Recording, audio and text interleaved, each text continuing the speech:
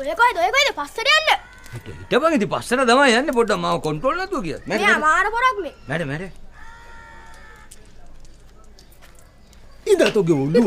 මාව බොමිඩියා බලාගෙන ගහන්නේ කල් කටාවටනේ.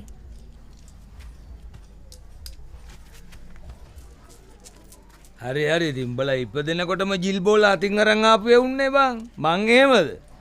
ගපන්. කොයිද ඉස්සරහට යන්නේ? දව. හරි.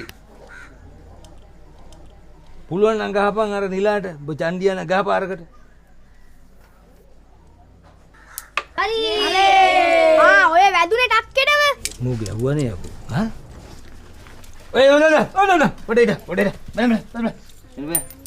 මෙල්ල සල්ලි. ඔයද. අවුරුදු අත දාන්න එපා. right. ඔන්න උඹට 3යි. උඹට 2යි.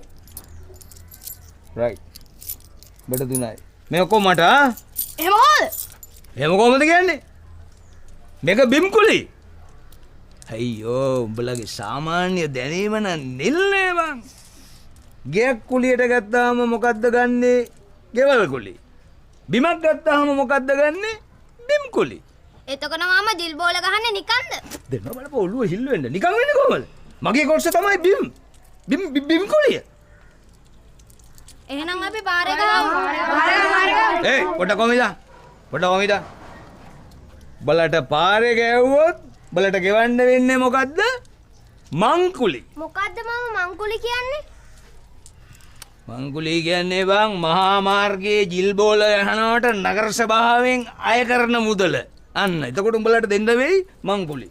ප්‍රශ්නයක් නෑ බලන්න මේ මම කීයක් ගියත් ස්වර්ණක් කඩේට ගිහිල්ලා ටෙලිෆෝන් කෝල් එකක් දීලා මාට්ටු කරනවා නගර සභාවට උඹලා මහා මාර්ගයේ ජිල් බෝල ගහනවා කියලා. අන්න එතකොට මොකද වෙන්නේ?